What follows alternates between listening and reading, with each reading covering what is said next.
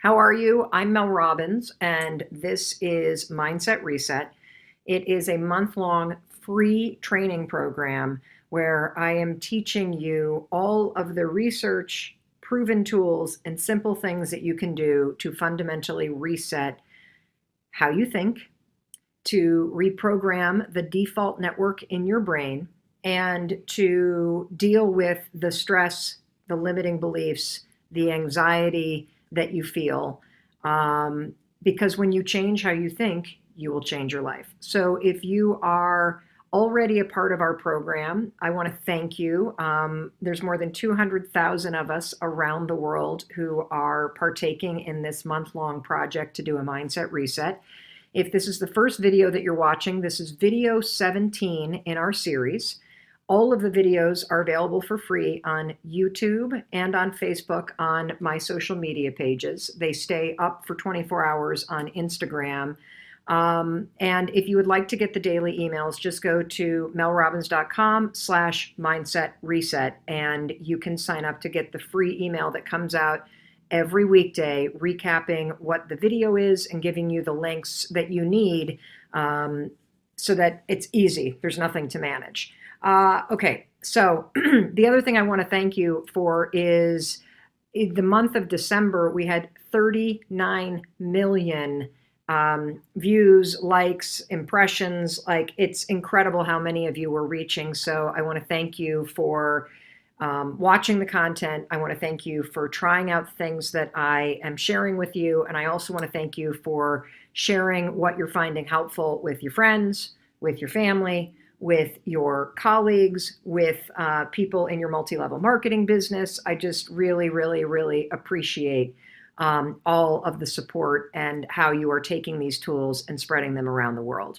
So today, we're going to continue with training around anxiety. And over the next couple days, we're going to be, or the next couple videos, I should say, we're going to be addressing specific kinds of anxiety that people feel. And we're also going to be addressing specific anxieties that kids and teenagers feel. So please stay tuned. And if you haven't signed up yet to be part of Mindset Reset, go to melrobbins.com/mindset reset. Before I jump into specific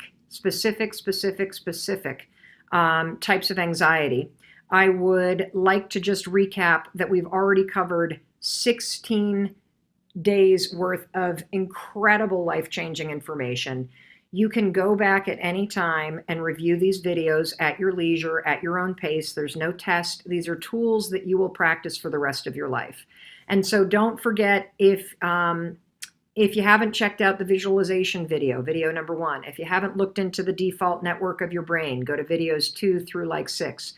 The power of the morning routine and why I hammer home the idea of owning your mornings, because of the critical connection between how you wake up, what you're thinking about, the first couple things that you do, and your mindset, your dreams, and your focus. Those are all in videos 1 through 16. Please continue to watch those. Please continue to use the tools. Today, what we're talking about is we are building on everything you've already learned about anxiety. And so in video 14, we talked about I think I've got the titles right, but whatever. The anxiety videos, I think, are 13 through the next couple videos. We've talked about the connection between worry and anxiety and the difference. We have talked about the power of anchor thoughts. We have had you go through and start to identify triggers in your life that trigger you to worry or feel anxious. And we have asked you to do the work to come up with anchor thoughts that you're going to go to, so that when those triggers happen in your life, you have a plan for how you're going to think this thing that's positive versus that thing that's negative. And now we're going to kick off and talk about specific triggers. And this is coming specifically from you. So it's also really important that you leave us questions in the comments, that you tell us about your victories in the comments, that you continue to post on social media, tag us, use the hashtag Mindset Reset, because we are looking, we are watching, and we are cheering you on, and we are here to help. Okay, now, one final thing. I spent a large time of my life dealing with an anxiety disorder, dealing with clinical anxiety. I sought professional help for 2 decades. And while I have cured myself of that anxiety disorder and I no longer take medication for it, I want to be very clear about something. We're talking in these trainings about generalized anxiety, the small triggers throughout your day. If you have experienced trauma, if you have an anxiety disorder, if your anxiety is so debilitating that it makes it impossible for you to do the day-to-day things that you used to be able to do, you need to go work with somebody who's a professional. And there's no shame in that. In fact, it's one of the best possible gifts that you could possibly do. My husband and I are actively looking to find a great marriage counselor, not because there's anything wrong, but because with all of the changes that are coming with this brand new daytime talk show that I'm launching with Sony Pictures and with Tribune Media, there's a lot of change that our marriage is going to absorb, and I want to get in front of it. And so I'm going to be using the exact same tools that I am teaching to you, and I also am going to find a resource so that Chris and I have somebody to talk to so that we can do the work to make sure that we are in the best mental place to absorb and ride the wave of all the changes that are coming and hopefully still stay positive and have fun while we're doing it. So anyway, as you can tell, I'm like all for doing the work. So that said, let's jump into specific triggers. Today we're talking about time of day triggers. And the interesting thing about time of day is that time of day is a very common connection for a lot of people in anxiety. So for example, you might wake up in the morning and you have anxiety. And that literally the early morning hours are when you have anxiety. You might have anxiety and nerves kind of come up around 5 o'clock at night as people are coming home. And you might have anxiety at 10 o'clock at night. And one of the reasons why time of day is a particular trigger for people to start to worry or people to start to feel tension in their bodies is because many of you have had traumatic events that happened to you in your childhood. And the thing about traumatic events, whether you experienced abuse or you witnessed abuse or you had even a verbally abusive parent or brother or sister in your household, your body remembers what that was like. And so let's start with the 5 o'clock time of day. There's a ton of you that have written about how you're discovering that at 5 o'clock, you notice that you get tense. You notice that you start bracing. You notice that you feel on edge.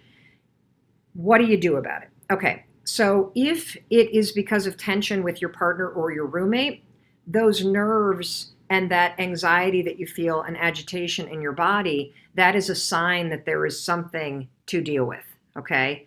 And you need to turn it into something productive, meaning you need to sit down with your roommate and deal with it. You need to sit down with the person that's coming home that has a drinking problem or that fights with you and deal with it. And it may mean that what you actually need to do is leave the relationship or leave the living situation because it's not changing and being there triggers you. So the mental work is important, both because it tells you, nerves can be a good thing. They can tell you what you're worried about and what you need to start thinking about solutions for. And nerves can also mean that if you've tried to solve the problem and it's not changing based on you changing and trying to address it, you need to physically remove yourself from the trigger. That's what you need to do. So that's the most important thing.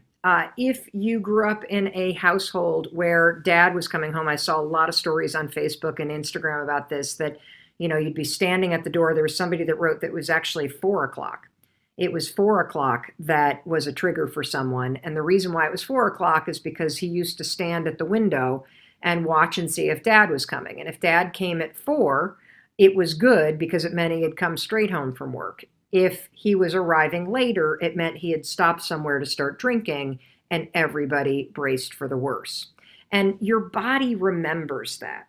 your body remembers trauma in a very, very different place than just normal memories, because anything that's traumatic, and traumatic can range from somebody that was a yeller to physical abuse. Trauma is really all about how you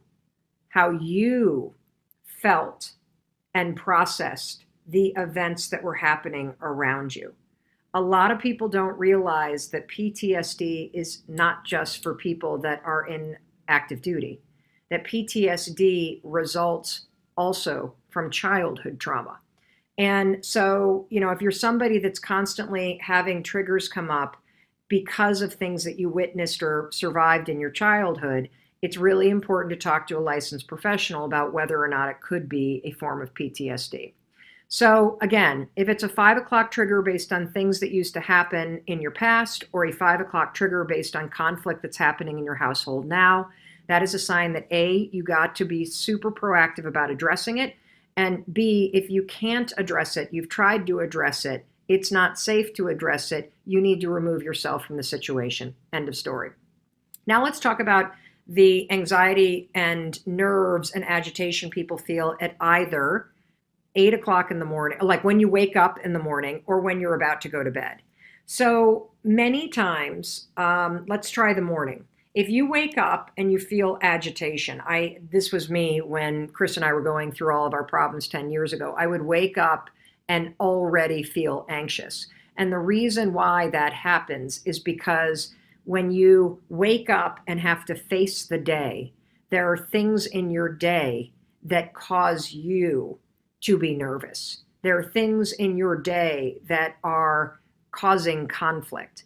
And so again, just like the 5 o'clock, you need to look at this as data. You need to look at the fact that you're waking up and feeling anxious about what you have to live into. And that means that you have to get deliberate about addressing the things that are making you anxious. If you hate your job and you wake up and you're anxious, that is a sign that you need to start looking for a job. It's not a sign to drag yourself into work and to have a crappy attitude and to, or call in sick when or whatever it may be. It's not a license to act like a jerk or to disengage. It is data that you need to start to get to work, getting yourself out of the situation that's not working for you. And so if you wake up in the morning, an exercise that you can do today is you can start to write down all the things in your life that you need to address. I realize you might be afraid to address them. I realize that you might feel overwhelmed about addressing them. I realize you might not even know how to address them. Doesn't matter. Get it out of your head, get it out of your body, and get it on paper. That's the first step. Because once you have all the things that you need to deal with on paper, you can do a million things. You can Google the issues and look for advice. You can read books about it. You can ask a friend to help you. You can get professional help, whether it's a therapist or a job counselor or whatever. But you've got to start to get deliberate, because the habit of waking up and feeling anxious is keeping you trapped in your head, and it's paralyzing you. It's absolutely paralyzing you.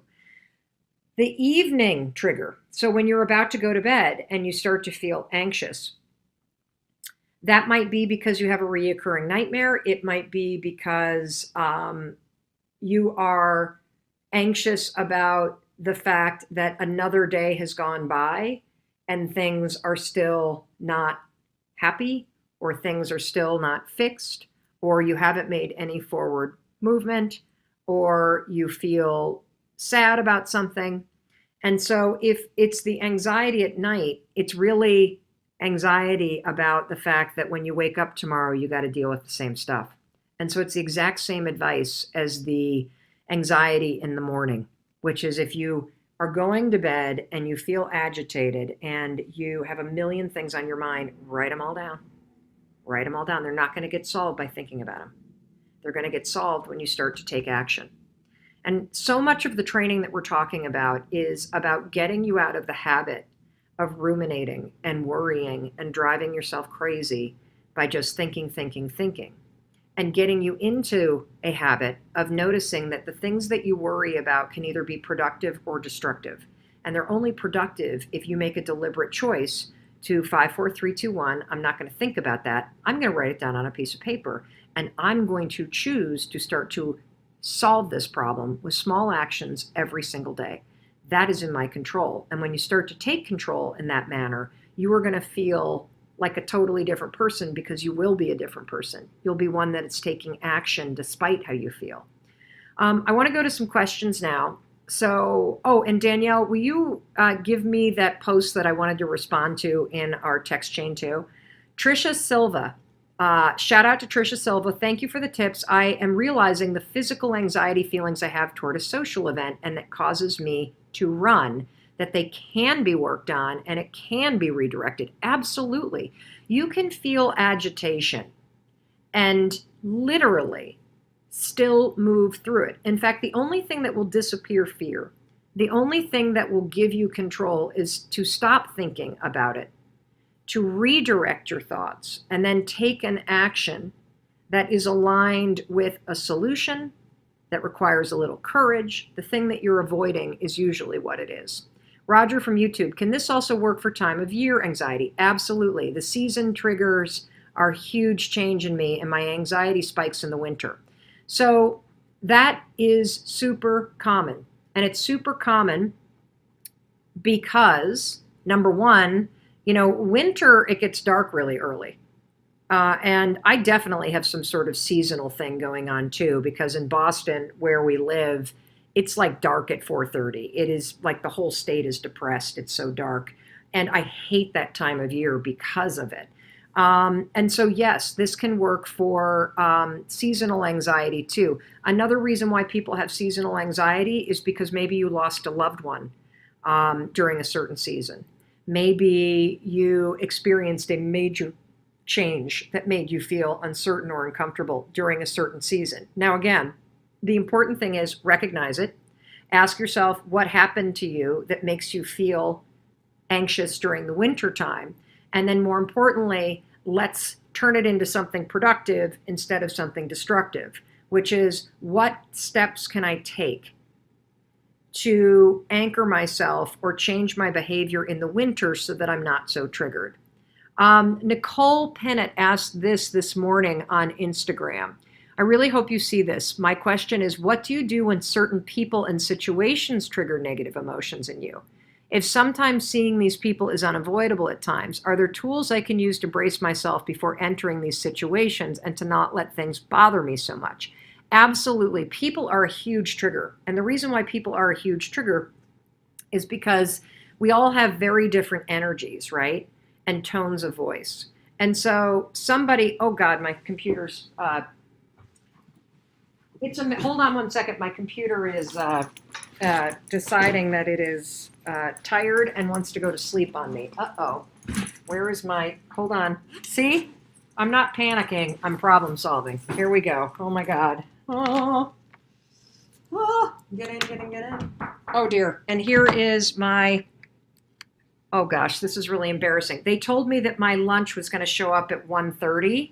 So can I let this guy in and I'll keep going? I'm really embarrassed. But see, this is real life. Hi, how are you? How are you? Good. I'm doing a live stream, so you're on camera. I just want to let you know. You don't have to unpack everything. I can do it. I'm really sorry for the interruption, everybody. I mismanaged this. But you're early, thank you, because I'm starving. I gave a speech this morning in Vegas and literally have had about this much to eat, and so I am starving. What's your name? Felipe. Felipe, thank you so much. You're very awesome. welcome. And Okay, thank you, sir. Thank you very much. I really appreciate you. Toss lightly. Awesome. You're the best. Thank you very much. Have a nice Thank day. you. Thank you. See, I ordered a salad, everybody, with a little protein. Bye-bye now. Bye. Have an awesome day. Thanks so much. So back to the question. I really hope you see this, Michael. Oh, people. So the really important thing is to try not to brace yourself, because when you're like, oh, about this, you're already tense and on edge. And so you're even more easily triggered. I would ask yourself, what is it about this person that triggers you? So is it just that they're irritating, or is it that they say things that confirms your limiting beliefs? they treat you in a way that triggers that limiting belief that you're trying to redirect. Couple tools that have really worked for me around people that trigger me. Number one, I always think about a force field. So I think about not bracing, but just having sort of a force field around me so that their stuff doesn't penetrate me. The second thing that has been hugely transformative for me is empathy. So I think that people that are jerks and people that are mean and people that snap and people that are negative and people that are grating, people that are rude, I think that they must have a horrible life. And I often say to myself, I wonder what happened. There's that tool again. I wonder what happened to them that made them this miserable. And it works. That technique works with bosses. It works with parents. It works with friends. To come from a little bit of empathy and realize it's not about you. There is something that is completely off with them. It's also helped me a lot to understand narcissism, and that narcissism is and can be a disorder. And if you are dealing with somebody who's a narcissist, you're dealing with somebody that actually doesn't have the capacity to care or be interested in other people. It truly is all about them. It's not personal. It's their issue. And so you got to be careful, though, when other people's behavior trigger the issues that you're working on. That's where the force field comes up. So I'll deal with the baloney I say to myself in my own mind, but I don't let other people do things that confirm it. Does that make sense? I literally just put the force fields up and I'm like, this is a miserable human being. This is an untransformed human being. This is an unhappy person. And can you imagine how awful it must be to live inside their brain all day long? I just come from that space. If it is a work situation, though, where somebody is treating you poorly, you have to also draw some boundaries. You really do. I realize your boss may be a jerk, but you can stand calmly as they're yelling and be like, hey, I'm happy to do whatever you ask, but do not yell at me, please. You can draw those boundaries because a lot of people that are irritating and annoying and grating, they don't even realize what they're doing. They're so triggered emotionally. It's so about them. They're so untransformed and they live at this plane. They don't do any self-awareness, no personal development. They don't even know the half of they haven't even occurred to them to reset their mindset. Hasn't even occurred to them to care about other people. Hasn't even occurred to them how their own behavior is impacting you. So also be clear that if these are people like family members that you have to see, you can draw boundaries and you should. If there are particular things that people do that irritate you, that trigger you, you can sit down and explain it because the person might not even realize it. My mom and I had a really powerful conversation a couple of years ago where we were in the cycle where we could spend about 3 days together on a vacation and then we would have a blow up. And we did. We had this big blow up about something really stupid. And then it was interesting. She said to me, why do you always take my blow up so damn personally? I'm just the kind of person that has an explosion. I get it out of me and then it's over. Why do you always think that it has something to do with you? It has nothing to do with you. And it was the first time, and this took me 47 years to realize that, holy cow, like part of the dynamic that was not working between my mom and I is that I took everything so damn personally because my issue is being afraid of disappointing people. She wasn't disappointed at all. She just was irritated. And it had, I might have done something to irritate her, but she has her explosion. She's done. It has literally changed our relationship because I changed how I processed her getting upset. And that only happened because we sat down and talked about it. And she was clear with me that, look, I'm just the kind of person that does this and stop making it about you. Okay. It's nothing. This is how I move on. And I'm like, okay, I totally get it now. Alex Fisher, any advice for the 5 p.m. feeling of being on edge when loved ones drink, even in a healthy way? I don't want to have to restrict their behavior, but not sure how to anchor through it. I think, Alex, you have to be direct about this. When we were doing our Audible project that launches in February called Take Control of Your Life, there was a profound story about a woman who grew up in a household with a parent that drank. And if that is you, the experience of that gets hardwired into your nervous system. And so even the sound of the wine coming out of the bag, even the sound of the ice clunk clunk going into the glass, even the sound of psh, the can of beer opening up, it can trigger that stored memory and make you anxious. And so you got to get to the bottom, Alex, as to whether or not it is something related to your past. That's one. The second thing is, you also have to understand what your boundaries are. What is it about the drinking that's triggering you? Is it the amount? Is it the frequency? Is it the behavior changes in the person that you love? And if there are things that you can identify where your partner or spouse is doing things that are triggering this stored tension in you, you need to sit down and talk about it. You really do, because they may not realize how it's impacting you.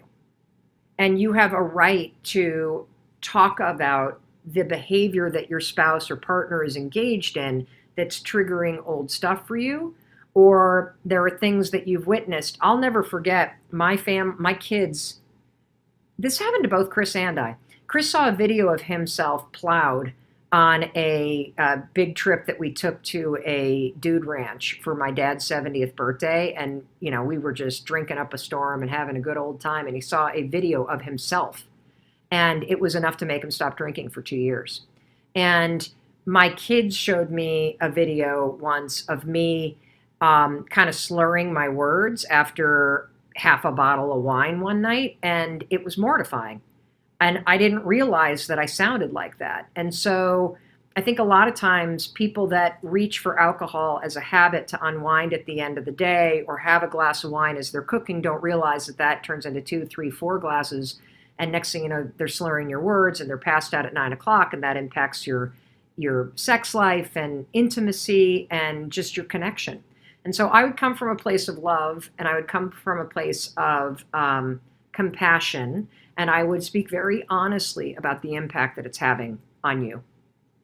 Julie, what if at 5 p.m. you have anxiety to stop working? I know I need to stop, but my obsessive anxiety to keep hustling takes over and I end up working until 9 or later. So Julie, I don't know how old you are, but if you are obsessively hustling and it's not healthy, you have to train yourself to stop. And so I use Parkinson's law.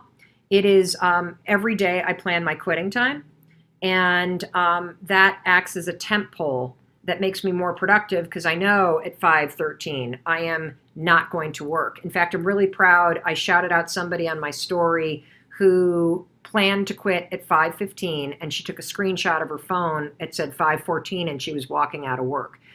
Here's what you need to understand about business. You're not going to get more done because you're working till 9 o'clock at night. Period. First of all, you're driven by anxiety and worry. That will impact your focus, your ability to be productive. If you concentrate and if you do the important work, you can get your work done in a full day. You don't have to work until the wee hours of the night. And it's critical for your brain to take breaks, to have blank space, to be able to just process what happened, to decompress, to focus on something else.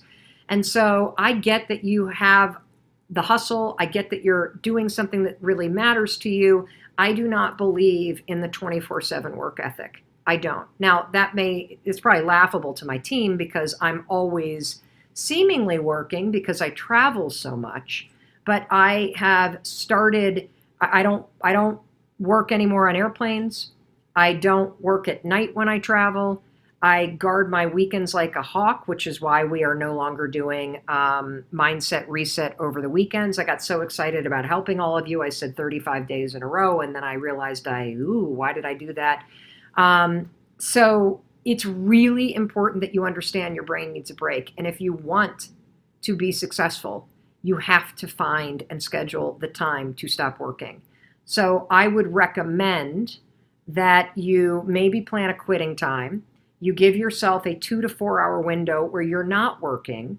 And if you're so nervous about the kind of work you do, an hour before bed, give yourself 15 to 20 minutes to check in and then put that phone away. All right. Speaking of putting the phone away, I want to remind you that we're not going to be broadcasting on the weekends. I want to give you a break. I want to give me a break. I want to give our team a break.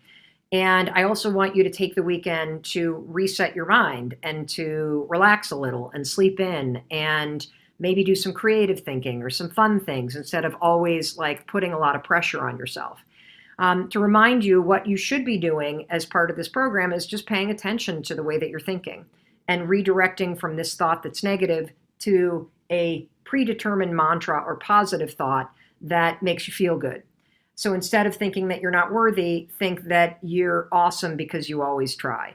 Instead of saying, boy, I really blew that, say, well, now I know better, so I'll do better next time. And this happens for me all the time too. Like I woke up this morning at 4:30 in the morning in Las Vegas, and I immediately felt sad because I was in a hotel room halfway across the country from my family, and I just missed them. And so I picked up the phone. It was 7:30 back home, and my son got on the phone, and I started to cry hearing his voice. And he was so cute. He said, Mom, why are you focused on worrying about right now when you're going to be home tonight? Think about that. Don't think about this. And it was just so simple that, here I am teaching more than 200,000 people around the world how to do a mindset reset. And my own son at the age of 13 is also helping me do a mindset reset as I'm feeling sad or I'm having thoughts that don't serve me. And so you can choose what you think about. And that's the most important thing. And it is normal to worry, but you've got a choice about whether those worries are productive and they signal you to start taking action, or they're destructive because they keep you trapped in your head. And you've got a choice about whether or not you're going to let those worries become a habit and start agitating your body. And you got a choice about whether or not you redirect your thoughts and you create anchor thoughts that make you excited and happy about the things that you're about to do or the things that you're trying to survive through. And knowing that a year from now, if you just keep moving forward in small ways, that your life is going to change. That's how it happens. And so all I want you to do is continue using the tools, watch the videos at your own pace, and please continue to practice the morning routine. Plug in your phone at night. Don't sleep with it. When the alarm goes off, get out of bed and spend the first 10 to 30 minutes of your day planning your day, thinking about what you're going to do and think about that's important to you. You start doing that every day and your life will fundamentally change. All right, I got to hop because I got a salad to eat and a plane to catch. But in case nobody else tells you today, I want to be sure to tell you that I love you and I believe in your ability to change your life for the better by doing the little things every single day that move you in the direction of your dreams and the things that make you happy and relationships that are better for you, that you're drawing boundaries to protect your mental health, that you're drawing boundaries for your well-being, and that you're making the requests that you need so that you feel safe, supported, and loved in the relationships that you're in. All right, everybody, I'll see you tomorrow. I hope you have an awesome day. And thank you again for being a part of Mindset Reset. And if you want to get involved, just go to melrobbins.com/mindset reset. We'll talk to you tomorrow. What are we talking about tomorrow? Oh, we're talking about social media anxiety tomorrow, FOMO, and comparing our imperfect lives to perfectly manicured lives online of perfect strangers, and how it's triggering you in ways you probably don't realize. So this is going to be a really important conversation, and we'll have it tomorrow.